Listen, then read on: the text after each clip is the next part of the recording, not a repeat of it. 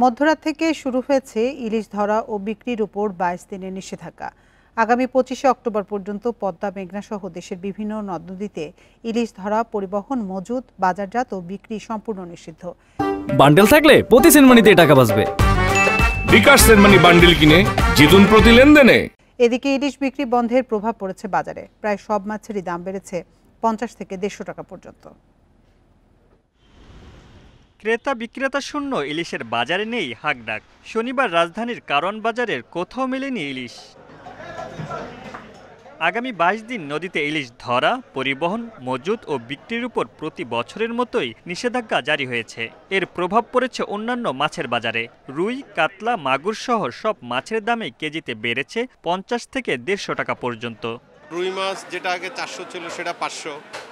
তারপরে আদার্স অন্যান্য ছোট মাছ যেগুলো কেজিতে 400-500 সেটাও 600, মানে প্রতি কেজিতে 100-150 টাকা বেশি। ইলিশ মাছ নাই, তারপর আপনার এই পূজা গেছে, এর জন্য মাছ কম আসছে।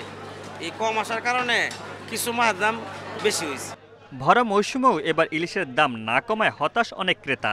তাই শুধু মা ইলিশ সংরক্ষণ নয়, মাছের পুরো বাজার ব্যবস্থাপনায় সরকারের নজর দেওয়ার আহ্বান তাদের। গুড়া মাছেও যদি এরকম একটা অভিযান দিতে সবচেয়ে ভালো হয়।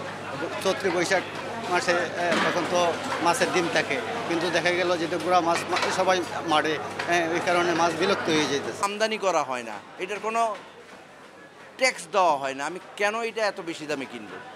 বরঞ্চ এই রুই মাছের দাম বেশি হওয়ার কথা, যেগুলো ইন্ডিয়ার থেকে আসে, বার্মার থেকে আসে, তাই না? আর ইলিশ আমার দেশের মাছ, কেন এটার উপর আগুন? সরকার এটার প্রতি দেখা উচিত।